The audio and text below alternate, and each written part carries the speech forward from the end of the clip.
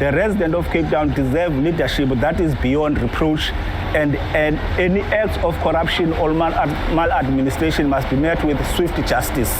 He is sometimes referred to as the Sheriff of Cape Town. The important thing right now is for the mayor to be transparent, to come clean with the people of Cape Town. A senior Democratic Alliance politician who's occupied a top city post for 16 years. To tell the people of Cape Town what he knew and when he knew it and what he's going to do next. The most important thing for him to do next is to suspend. He's a no-nonsense safety and security mayoral committee member who's not afraid to call out the Metro's worst criminals. To suspend Limburg and Smith if they don't voluntarily step aside, so that the investigation can go ahead unimpeded.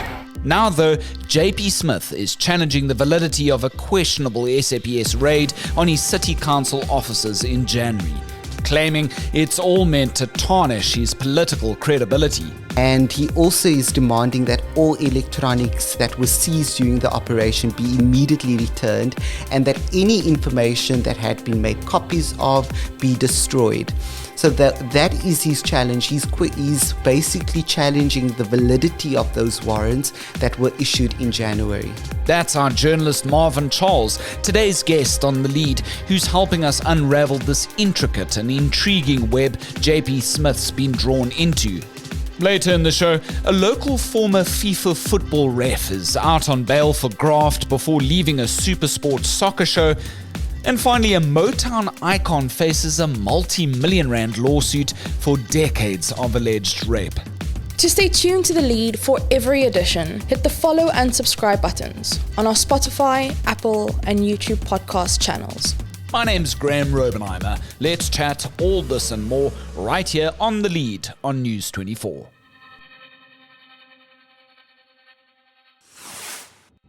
A politically motivated witch hunt, quote unquote, designed to intimidate and silence. Well, that's how Cape Town Mayoral Committee member JP Smith had first reacted to the SAPS raid on his personal council offices in January this year. Now, News 24 understands that the SAPS raid on the offices of Smith and fellow Mayoral Committee member Xanthia Limburg, who happens to be his partner as well, followed police analysis of gang operation ledgers or black books apparently linked to alleged 28's gang boss Ralph Standfield.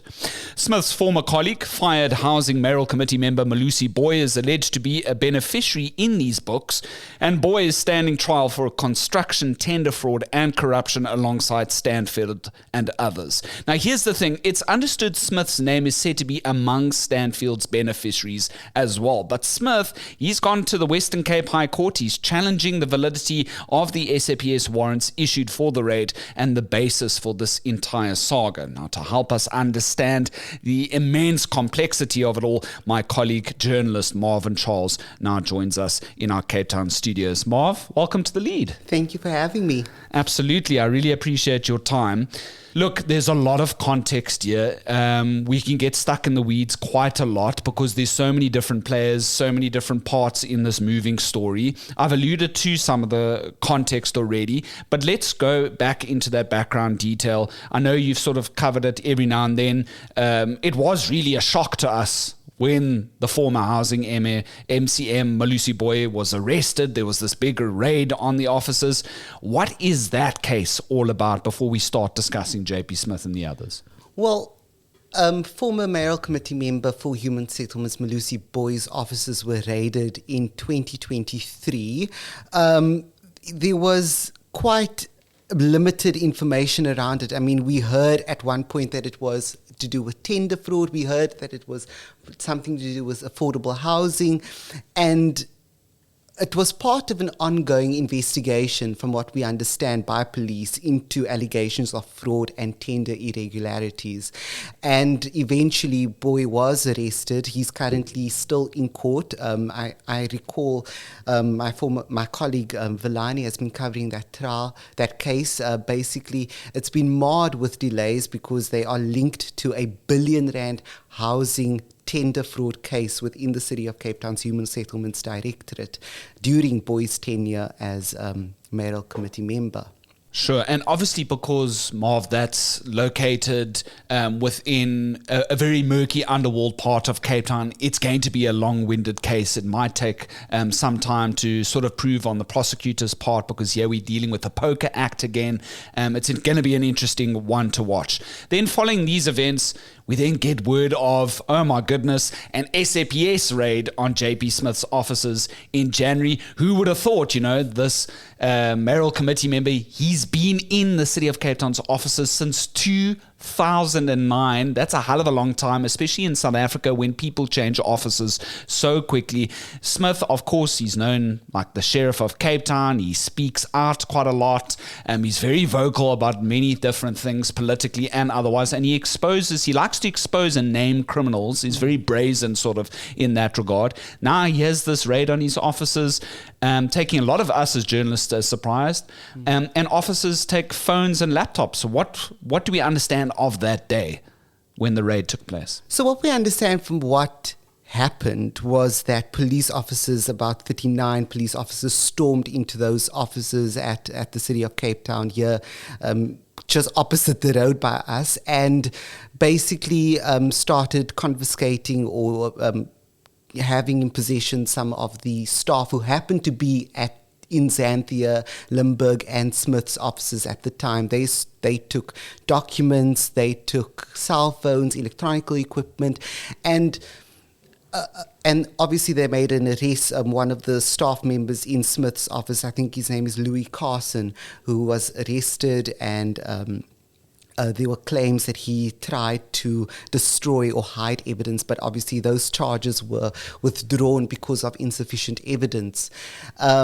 So what happened that day was that police had executed on a warrant that was signed off by a magistrate, and they decided to seize some material that they thought were criminal in Smith and Limburg's office. Sure. Then we get more clarity from the SAPS, and then we start sort of putting and puzzling these pieces together, Marv. We start seeing that this is now somewhat, at the time, in connection with the Malusi Booi case that we first alluded to now, right? So now the pieces are sort of like slowly coming together. Then we get word of, one of the Standfield's alleged black books, these ledgers with diary entries in them.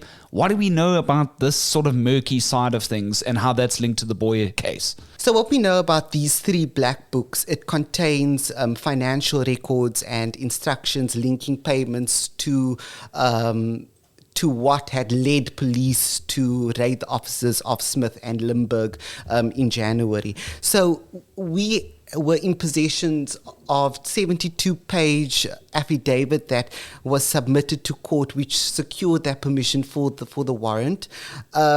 So what we understand is that the black books were found in the garage of the alleged gang boss Ralph Standfield and his wife Nicole. So remember, they've been in jail since September 2023, and they only seized these ledgers of black books in September 2024 after obtaining a search warrant for the garage in April 2024. So that's what we know about it. But it basically states that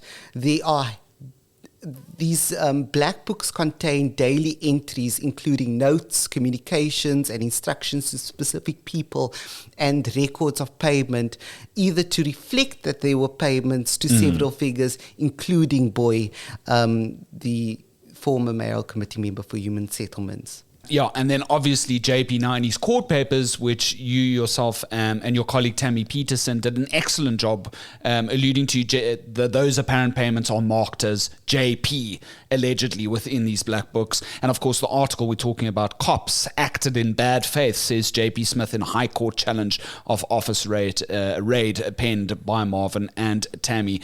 There was this big push for JP to be held accountable in the wake of the raid. Opposition politicians naturally were going, finally we can get this guy out of office. We've been gunning for it for the longest time. Anything to try and find dirt perhaps on the DA. But the mayor didn't budge, I remember at the time, right? Not at all. But, Hill Lewis was very active. He knew that this case demanded some sort of precision, and he had first waited to meet with police before making any sort of decision regarding Limburg and Smith. And when he met with, and he was very transparent with his meetings, he was very transparent with when he met with police and how he was going to come across and what he wanted police to provide him. And when he did meet with police, he said there was not enough evidence to discipline Smith or to temporarily remove them from office pending an investigation. Or suspend him, like in the Booi case, right? Because here we had the former housing MCM. He does get arrested, and so that becomes sort of like a preamble for the justification of a suspension within office. There has to be some real bona fide criminal action to be taken, and that doesn't necessarily happen in the Smith case, right? Okay, so now let's hone in very quickly on the papers, the legal papers that your article alludes to, right?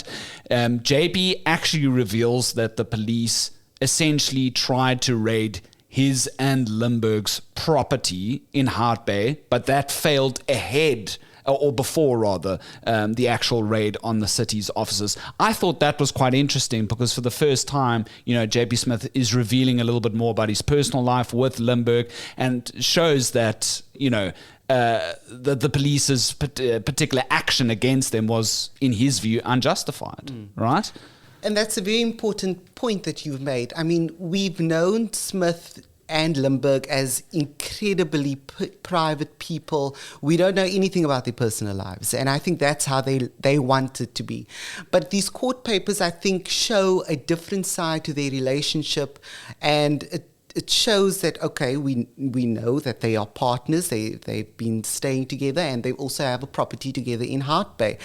But what he also makes very clear in his court papers, which I find interesting, was that police did not disclose to the magistrate when they wanted to obtain the warrant for the raid, that they had previously tried to obtain a search or seize operation at his property in Hart Bay, which he refers to as acting in bad faith. What are some of the other main points of these papers that JP sort of alludes to in what he claims as police not going about this, in a correct manner, that he feels like this is part of some political witch hunt ahead of the municipal elections, some sort of political smear campaign against him?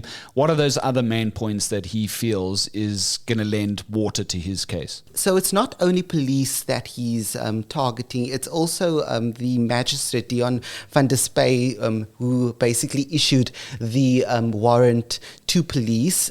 He wants the decision to be declared invalid, and he also is demanding that all electronics that were seized during the operation be immediately returned, and that any information that had been made copies of be destroyed. So that is his challenge. He's basically challenging the validity of those warrants that were issued in January. I thought, lastly, just per his main points, one of the most illuminating things here, Marv, was that why didn't the police, Smith's argument is, why didn't the police just subpoena his bank account details with him and Limburg to find out if indeed they are the beneficiaries, or Smith is the beneficiary of this alleged undue corrupt funds from Standfield? And so that's one of, I think, the strongest points that he actually makes is they didn't do that, right? And that is a missing part of this entire case, is that we haven't really seen that. Exactly. And if there was any reasonable suspicion, as he puts it in his court papers, then surely those items that they confiscated should have been correlated with the crimes that was listed on the offences, basically. And they just seized documents, but they didn't ask for any records or anything that proves whether there were any sort of criminality involved. We've never really, just to end off, seen something as salacious or intense within the City of Cape Town's council offices from a political, like, sort of journalism perspective for the longest time, right? Especially since the DA has been in charge of the city. They like to sort of keep things as, from a PR perspective, as squeaky clean as possible, right? And they'd like to pride themselves on good service delivery and all those other things, which are obviously always up for debate. Your view in this entire debacle so far? I feel like there's so much more that we just don't know here. I do think so. I think that there is a lot more that we just don't know. But I also think that, local government elections is coming up. And we are in the thick of the silly season, as I like to put it. And one thing is for certain, I mean, we've never seen such a lot of temperatures rising in council, to be honest with you. I mean, just a few months ago, we saw the ANC caucus leader defected to the DA. We saw a motion of no confidence against the speaker in the City of Cape Town lapse because the member decided to go to the DA side. So there's a lot of, strange things that are going on in terms of the political landscape in the City of Cape Town. But I also think that what we're seeing is good because it's good for democracy. And we've never seen, we've seen a lot of drama under the law. Let's absolutely.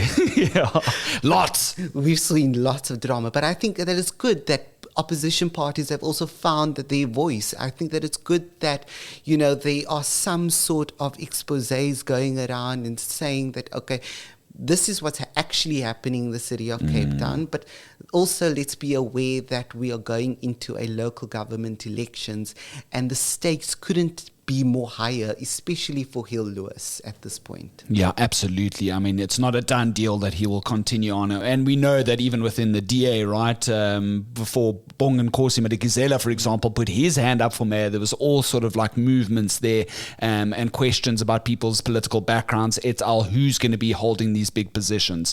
Finally, what does the police say about Smith's papers before court? What does that process look like? Do we know when there's going to be an argument for all of this?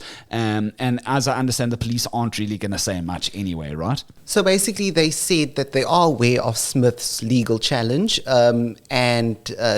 it's been directed to their legal department. We know from Smith's court papers, he's given police 15 days to respond. Those 15 days are from when he last filed those papers, which was on the 16th of April. So we're still well in about 13 days of when police are actually supposed to respond to whether they are opposing or whether they are planning to not challenge it at all. Sure. Such an interesting case. That's News 24 journalist Marvin Charles right here on The Lead.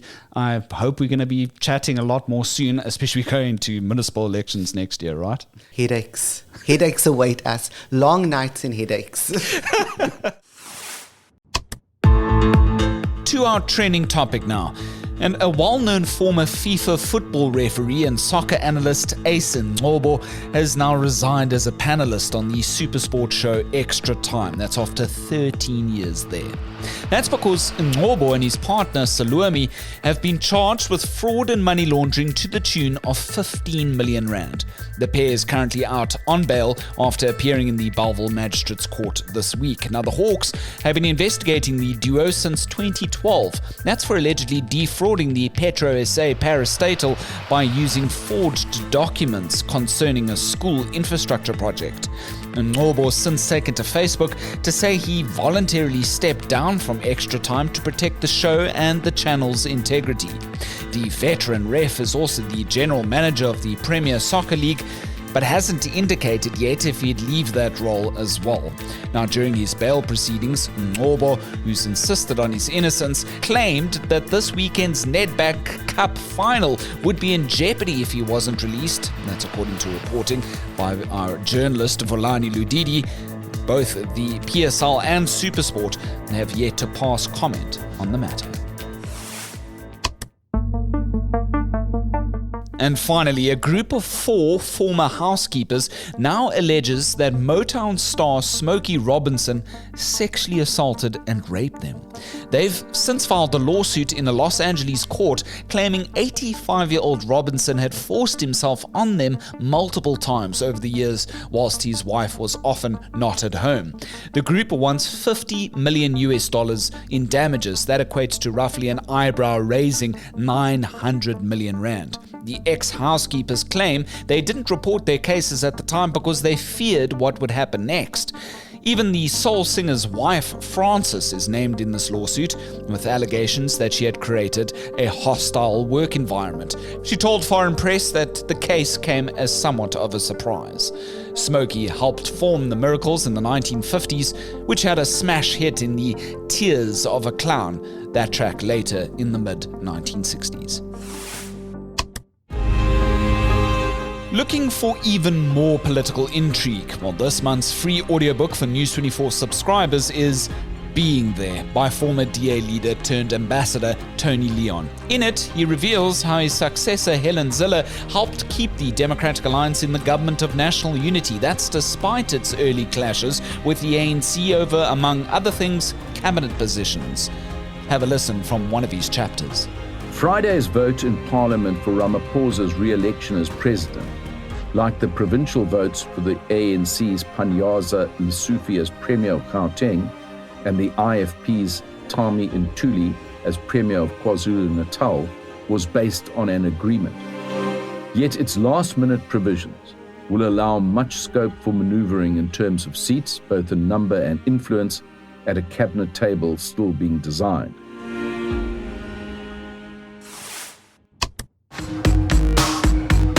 Well, from City of Cape Town raids to an ex-football referee's corruption case, there's never a dull day in Mzansi.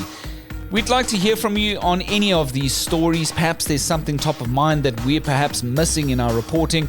You're welcome to drop us a mail, send us your comments, comment on Spotify as well, and the various platforms that The Lead finds itself on. You can do so at our main email address as well, thelead@24.com, to be included in our next edition. About 2 days ago, we got a comment on Spotify from one of our listeners, Rian Nieuwenhuis. He was commenting on the zero accountability in Joburg cleaning tender saga, that episode with my colleague Kaya Koko. Rian writes, quote unquote, "It has always been alleged that Helen Boertes is a scummy figure linked to the ANC, of which has become their cash cow. Who better to drive a plan to generate funds for their campaigns than the CEO of JPC?" Of course, alluding there to the Johannesburg Property Company. If you would like to listen to that full episode, that's about 2 episodes back. It was released this Monday. Zero accountability in Joburg cleaning tender saga. Thank you so much, Rian, for your comment there. To avoid missing any of our future episodes, you can hit the follow and subscribe buttons on our Spotify, Apple, and YouTube podcast channels. We have since resumed regular broadcasting times here on The Lead. Well, my name's Graeme Raubenheimer. So long as there's news, we'll have The Lead.